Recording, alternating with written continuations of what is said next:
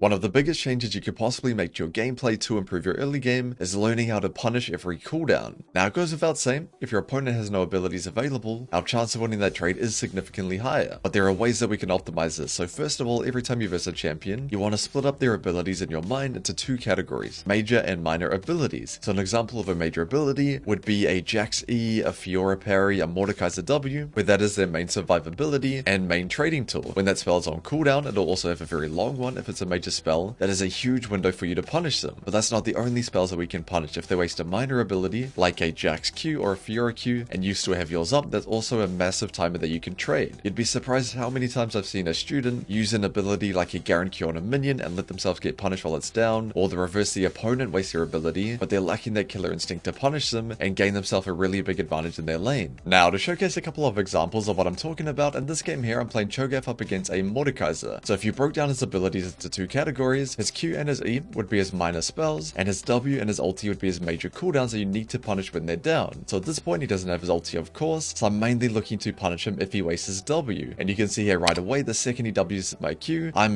going for a tower dive, flashing under tower, and hard punishing that long 12-second cooldown spell, which is his main survivability option. Now being able to punish your opponent's major abilities consistently is a good goal to work towards, so going all in when they waste their parry or their Mordekaiser W, things like that, but being able to punish even the smallest mistake of them wasting their minor cooldowns is going to be that next step. So in this game here, this Fiora just burned her flash. Her Q has a really short cooldown early game, but the second I see her Q a minion, you can see flash and axe and go for that all in. There's no hesitation there. The second they waste their minor spell, it's good to go. Now it's not going to be as clear as that every time. Sometimes they might just Garen Q a minion or Jax W a cannon, something like that, but you need to be ready to punish them if they waste any type of cooldown and yours are available. And a process you could follow to really help you master the skill set and dominate your lane is every time you load into champ select and see what you're playing up against, look up their abilities on the wiki and compare them to your own champion's cooldowns. So for example, Garen W having a 23-second cooldown, if you burn it with your Jaxi, which is 17, you now have a 6-second timer to hard punish your opponent while his major disengage ability is down. Even if you waste a spell on the wave like a Garen Q, it can be really important for you to note, it has a 8-second cooldown, so that's your main timer to punish. Anytime they use a minor or a major ability, you need to be looking, but if you know that your big abilities have a shorter cooldown than theirs, that's a huge timer for you to punish, and also a timer for you to respect if your ability cooldowns are longer.